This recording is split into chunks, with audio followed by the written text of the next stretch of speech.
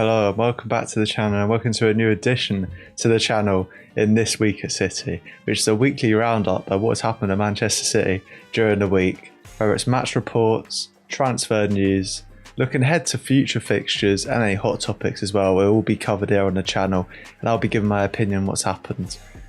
And please be sure to let your opinion be known as well in the comments. Let me see what you think of what's happened during the week. And I'll be looking through those and reviewing what you're saying. And be sure to like and comment and subscribe. And let's get into it without further ado, man. Come on. We kicked off the week with a 5:45 kickoff at Bozo Glint away. In the freezing conditions there, the lads came up with a frosty performance. It was absolutely diabolical. I'll say it myself, but I'll be honest, there's some blame which can go on the players, but also so much can go on Pep. I mean, first I've got to say, with all due respect, Bozo Glint, they've cooked. They've done well there. I think it's their first game since December as well, so fair play to them. Hats off to them. That Haug guy is a great player. I've got to give him credit where credit's due. He did it against Spurs as well, I'm pretty sure. He's a nippy little player, but I think most focus has to be on how poor we were, I'll be honest. Spineless performance. I'll say how it is, mate. Spineless, and I'll be honest, Pep has to take some of the criticism here, because why is he playing Rodri in midfield by himself? Clearly he didn't work against Man United at the weekend before, and it's clearly not worked again. And I think part of the reason for our downfall in this game is Rodri by himself in midfield. There's zero structure there. The midfield's open, and then once you bypass that midfield, that one-man midfielder Rodri, you're through to the defence and you're through on goal pretty much, because it's an inexperienced defence. And I feel sorry for the kid, but Max Lane, he has crumbled in that game. He has, but I'm not going to blame it on him because he's just come from Watford and you can't be asking too much from him. He's been thrown in at the deep end here. I'm not going to rip him to shreds, not at all. I think this is mostly on Pep, really. And I know we haven't got the right profile to play alongside Rodri and another DM, but surely you can put a Rico Lewis there. Surely you can put an O'Reilly there or a Bernardo and give Rodri that bit of help, because he's just not the same player he used to be, Rodri. He needs someone alongside in there, especially with him coming back from multiple injuries. He just does need help in there. He's not the same player he used to be. Maybe a few years ago, Rodri would be able to do it all by himself, but it's just not the same now. And for me, that was the main downfall of that game. Having Rodri in the middle by himself really cooked us there, as it did against Man United. And yeah, you could blame Elaine, but for me, that's on Pep for starting Rodri by himself in midfield. Drop Bernardo a little deeper, drop Rico a little deeper. And maybe it'll be better in terms of the structure and not having an easy bypass through the midfield, only having to get past Rodri. And at the end of the day, that led to Rodri getting his second yellow. Us being outnumbered in the midfield again. He had to take him down. Well, he didn't have to take him down. The game was already gone then, I'll be honest. And now I missed the Galatasaray game, which was crucial, a must win. And with Nico G possibly missing that, it's just not an ideal situation at all. Now, when it comes to who deserves the blame, I kind of blame Pep, but I also don't blame Pep. Part of the reason why I don't blame Pep for this is because the amount of injuries we've got, it is just crazy. It really is crazy. So many first team players, important players at that, in Gvardiol, Diaz, Stones, Nico G. That's just a few. I mean, it's just not ideal. And you've got players who went off to AFCON and Marmoush and I know they were there for this game, but we've missed them off over the past few weeks. And this is me really talking about the past few weeks and why it's not all Pep's fault, really, because the injuries have really been unfortunate. We've had to throw in an inexperienced backline of Cousinov, Elaine, Nico O'Reilly, Rico Lewis. We had Ake in there, of course, who's very experienced, but he's made of glass, man. His legs are gone, unfortunately. Still a great player on his day, but his legs are gone and there's only so much he can do.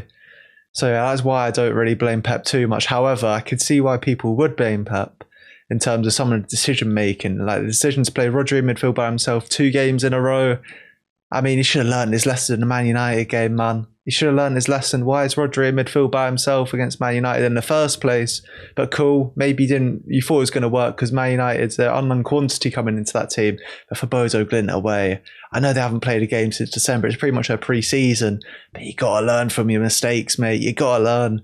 You got to put Bernardo alongside Rodri in that midfield, man. You got to. He needs help. It's not the same Rodri, man. And that's why I can see why people would blame Pep, because surely he's got to learn from his mistake. Maybe you could say he underestimated Bodo Glint even, but there's a reason why they're in the competition. I know they haven't won a game before they played us, but he's got to learn. He's got to learn from it and not underestimate the opponents, man. And I can see why people would blame Pep for that. I can see. Another reason why I wouldn't blame Pep is he's only got a certain few players to use at the moment. That does kind of go into the fact of the injuries, players away at AFCON.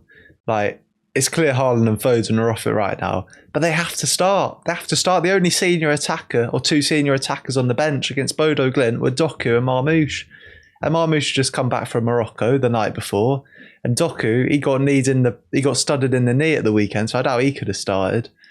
So yeah, I don't really blame Pep for that, to be honest, because like you have to deal with what you've got. But in the upcoming games, Marmoush has to play, and Haaland and Foden have to be dropped for their own sake, because they're really struggling at the moment. They clearly need rest. They've been overused. They're exhausted. They've been ran to the absolute ground. And we'll need them. We'll need them, but we need them firing on all cylinders. And I think the only way we can get them firing on all cylinders is if they're fit and sharp. And they're not going to be fit and sharp if they're starting every single minute of every single game. They need to be rested, man. Now getting on to why you could blame Pep and why I can see why people blame Pep, because the clear problem is there's just not enough senior players in and around that squad. If you look at the bench for that Bodo game, it's just no good, mate. No good at all, man. And, well, Pep's comments at the start of the season, back in the last season, they might come back to bite him here, because he did ask for a small squad. He did. But the funny thing is, coming into the season, you can say we did have a large squad, but now with injuries, long-term injuries to players such as Stones, Kovacic, Gvardiol, we have got that small squad now. We've got it, whether you like it or not. We've got that small squad, and Pep's asked for it. And we've got it one way or another, man. We've got it one way or another, man. And yeah, we got what we asked for, one way or another. And this is why you can't be running with a small squad, man. You can't be running with a small squad. We need these players. We need them fit week in, week out to play, man. We need them. Now, I think it's obvious what the main problem with Pep Guardiola at the moment is. And it's just playing Rodri by himself in midfield. It was a downfall in the Man United game, and it was a downfall in the Bodo Glimt game. He's just getting ran ragged in there, hung out to dry in the midfield. And this is my main problem with Pep as well. I'll say how it is, mate. Why is he playing Rodri in the midfield? The midfield structure on that team is non-existent. Once you win the ball of us, you're through. You're through at our defence, mate, because Rodri's just getting outnumbered in there. And it's an easy fix. It's an easy fix for me, in my opinion, mate. Just drop Bernardo a little deeper alongside Rodri, have him hold his hand, help him through the game, and at least we'll have a bit of structure and a bit of protection on our back line, which it's not like it's our top back line as well. It's Elaine and Kuzanov as the centre-backs, by the way, and Kuzanov, he's a top centre-back, but he needs someone experienced next to him, I feel like, to help him out. And Elaine, he's just come from the Championship, man. You've got to be giving them protection they need, and having only Rodri in front of them, it's just no good from Pep, and he has to change it to turn things around this season, because it's the main reason we're losing, in my opinion. Having Rodri just sitting there by himself, we're just asking for trouble.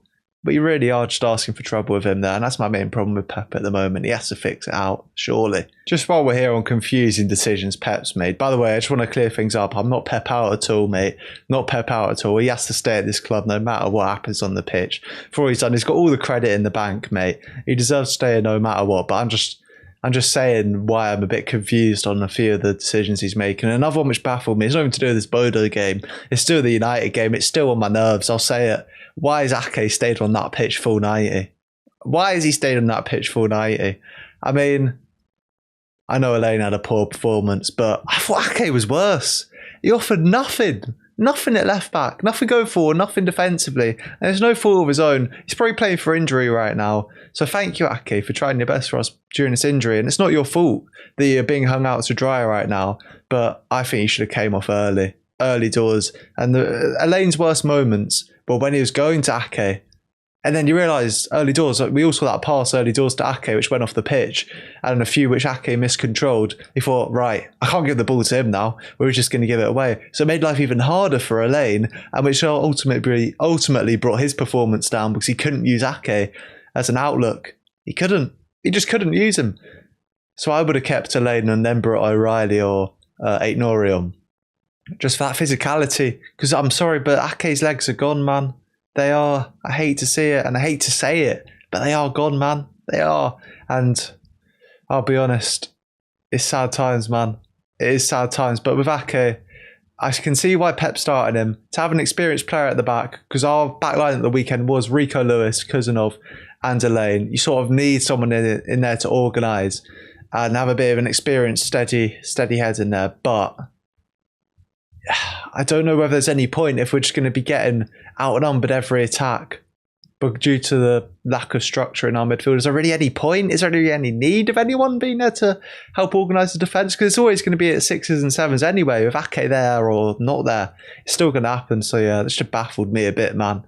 But anyway, on to the positives. Well, sort of the positives. I just want to have a talk about someone else quickly, actually. All right.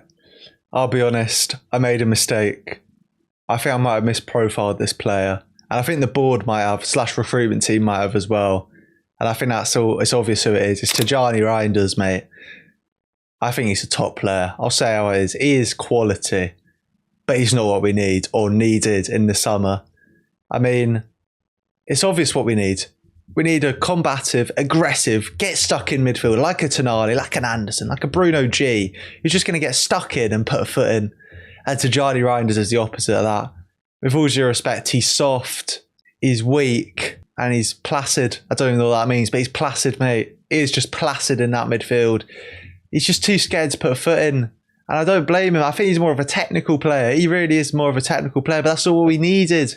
That's not what we needed. We need someone to go alongside a Nico G, go alongside a Rodri, and just get stuck in. We need that. That's what we missed in the derby, and that's what we missed against Bodo Glimt as well. And I'll be honest, Reinders, he's not bringing it for me. He started against Bodo, he didn't start against Man United. But I'll be honest, when looking at him at AC Milan, I thought it was some box-to-box, all-action midfielder who could get us stuck in, but also do it at the other end of the field as well. And oh boy, I was wrong. I really misprofiled him. And I fear that the recruitment team may have done the same as well, because there's no way they saw him and thought, oh yeah, let's get this guy who's soft in midfield and put him alongside Rodri coming back from an ACL. That'll work top.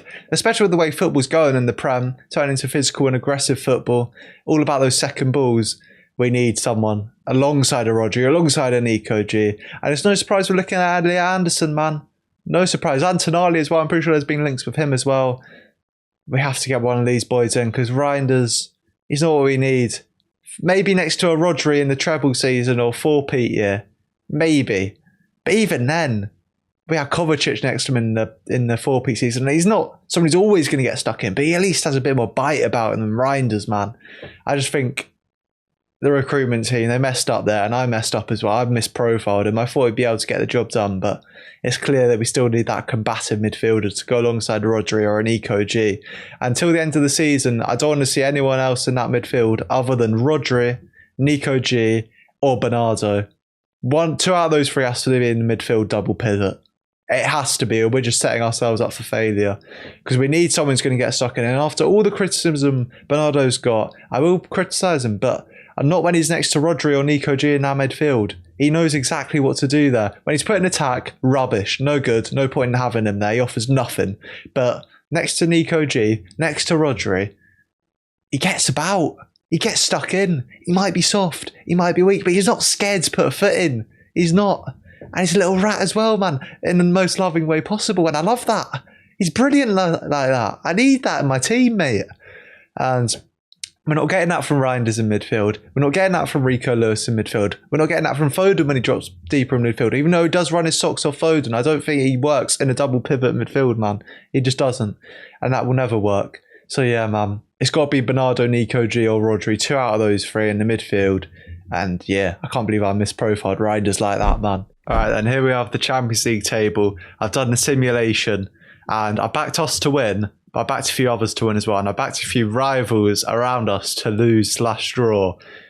And basically, we sneak in at 8th here. If all the results I think will happen will go our way. But we need a few to go our way. We need Atalanta to drop points, I think. We need Spurs to drop points. Inter, Sporting, Newcastle. Thankfully, Newcastle play PSG, who are both in that top 8. So hopefully one of them can drop out no matter what happens. But it's going to be tight, man.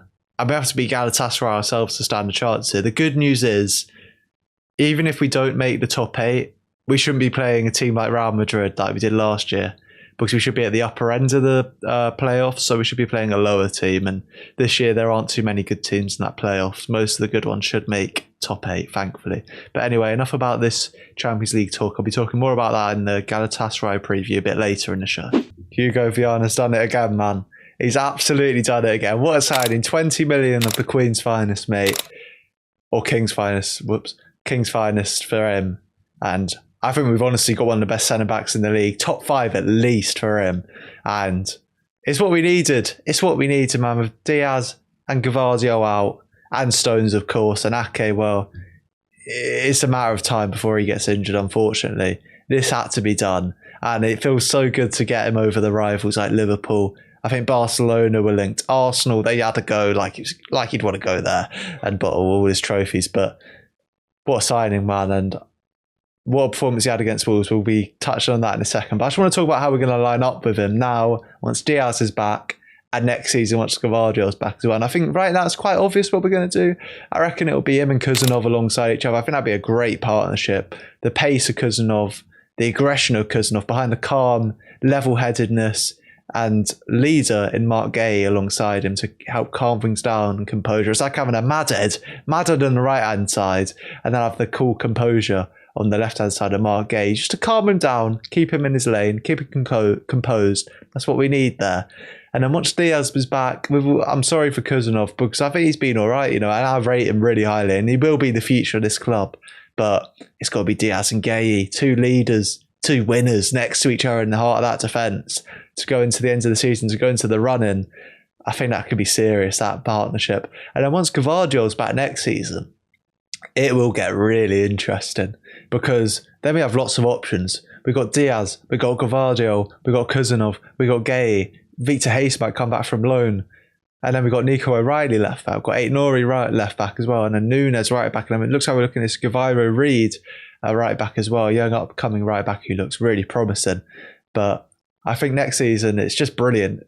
I've always said it's always good to have competition for places, man. It really is good. And, well, Gvardiol can go left back. And that's what I think will happen. Even though I think Gvardiol's a better centre-back than he is left back at City, I think he's played his best football at left back, as good as O'Reilly's been. I think it'll be Gvardiol left back, Guéhi left centre back, Ruben Diaz right centre back. Wait, did I say Guéhi left centre back? Guéhi left centre back, Ruben Diaz right centre back, and then Núñez right back going into next season. But of course, rotation needs to happen, injuries happen. Gvardiol will be coming back from his injury, so you never know. He might not. It might take him some time to get back to his best, so it might be O'Reilly who stays there. But man, I'm so happy with this competition for places, man. Guéhi coming in is just top, and we needed it big time.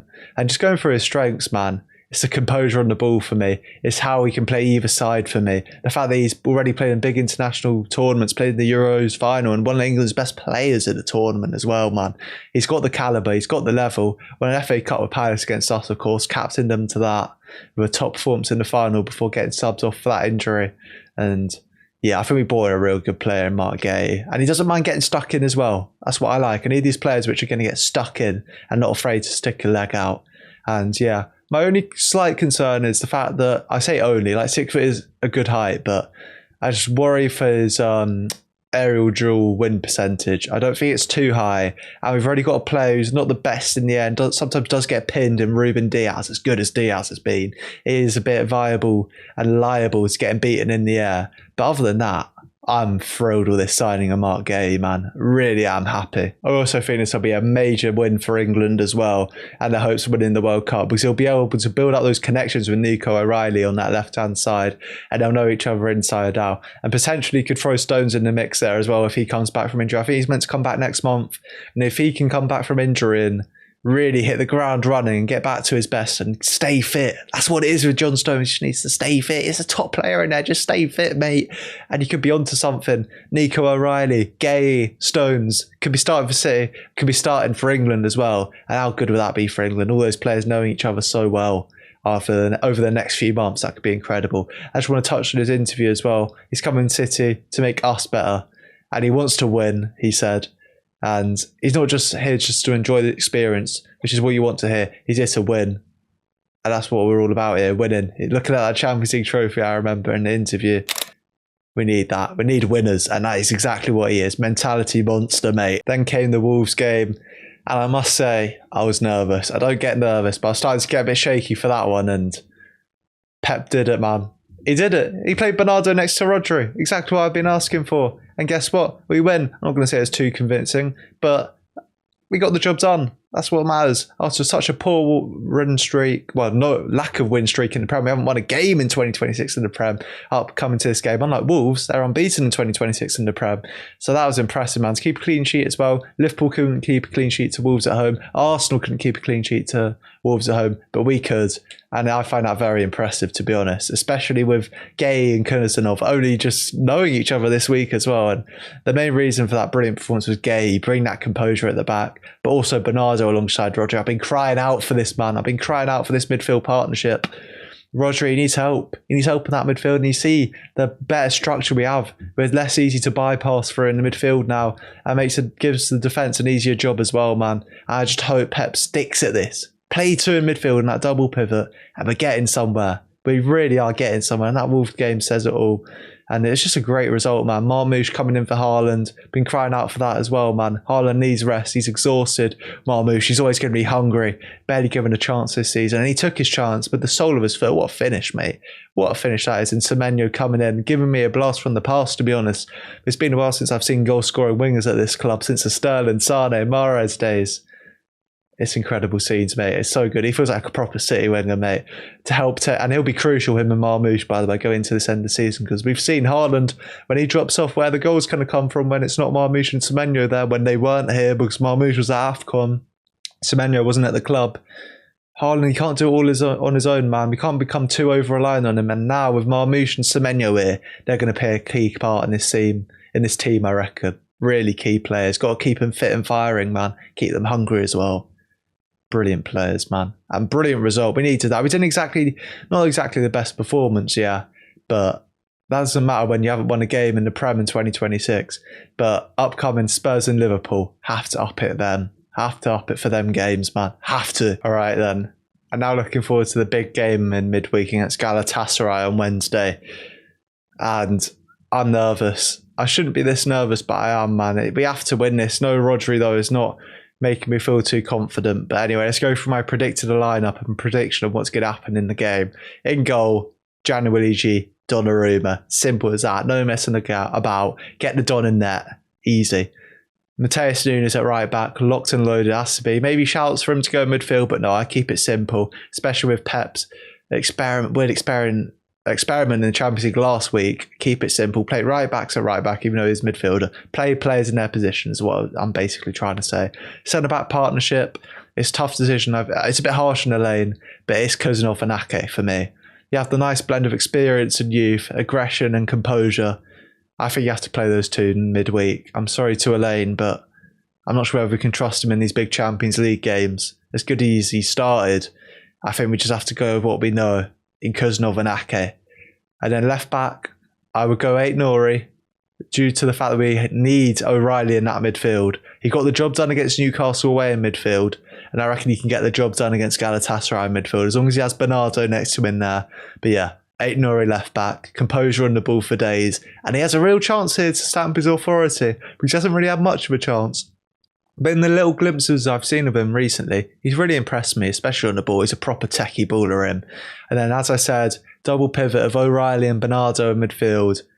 Just sit in front of that back line and protect them, man. Don't need you to go too far forward. Just keep it simple. Sit in front of that back line, please. And then off the right, I'm going Ryan Cherki. He scored against Bodo Glimt last week, and he started against Wolves as well. He didn't look too good in that game, but you have to start Ryan Cherki, man. I'd start Foden as well in the middle. After the rest of the weekend, he should be hungry. Doku off the left as well. And then I'm making a big call. I'm benching Haaland and I'm starting Marmoush. He deserves it, man. And with Cherki, Foden, Doku around him, I reckon that could be a nice little front four. And I reckon that should be enough to get the job done against Galatasaray, man. I'm predicting 3-1 for this game. I don't think we'll keep a clean sheet due to the backline not being at its strongest, and no Rodri and Nico G. With Nico G, by the way, it's looking like he most likely won't play, but there is a chance. But I wouldn't expect it, especially considering he wasn't even on the bench for the Wolves game. And how O'Reilly sort of did all right away at Newcastle. So if he can do all right away at Newcastle, I'm sure he can do a job at home to Galatasaray as well, mate. So that's what I would do in midfield. And that's the team I'd start with for Galatasaray. Now moving on to what I believe is the most important game of the week in Spurs away on Sunday at 4:30. And I mean, if you ever want to win the title, it's now, man. We have to win these next two games. And I'll be honest, I don't I don't think we, in this title race right now with how we're playing, but if we can beat Spurs and Liverpool away, that is a serious statement, and I'll back the lads to win the title then, or at least be in the title race, depending on how we play. Because right now, I don't, still going off performances, I'm not too convinced, but Spurs away, statement performance, maybe. Liverpool away, statement performance, get a big win. Definitely I'll back the lads to be in this title race and stand a chance. But Spurs, man, it's a game at a time. Galatasaray then Spurs. Looking at Spurs lineup, or our lineup for Spurs, what I would go with is Donnarumma in goal, Nunes right back, Kuzanov right centre back, Gay left centre back, O'Reilly left back, Rodri and Bernardo in midfield sitting in that double pivot. And then in the 10, I'll go for Ryan Cherky. Off the left, I'll go for Jeremy Doku. Off the right, I'll go for Semenyo. And this game, I would unleash Haaland. He's had his rest against Wolves. He's had his rest against Galatasaray. There's no excuse to go and rip apart Spurs now for Haaland. Scored there last season. Scored twice, actually. He had his second wrongly ruled out. But I think he's not too bad there last 2 games as well, Haaland. Scored 2 in the one where we, in the 4-peat season. And he scored twice last season, with one being wrongly ruled out. So yeah, man, that's what I'll go with for the Spurs game. I'm not too confident, to be honest, for that one, because they've been absolutely appalling recently. So we know exactly what's going to happen in this one. They'll just fluke a win against us as usual. They'll just fluke a win. They'll say, oh, Frank, if he doesn't win, he's sacked. He'll go and win. Spurs fans probably don't even want them to win. So number 1, so Frank can get the sack. And number 2, so we have a chance in the title race. But he'll just go and win somehow, probably. He will. It's just how it goes, man. It's just how it goes. But we'll see.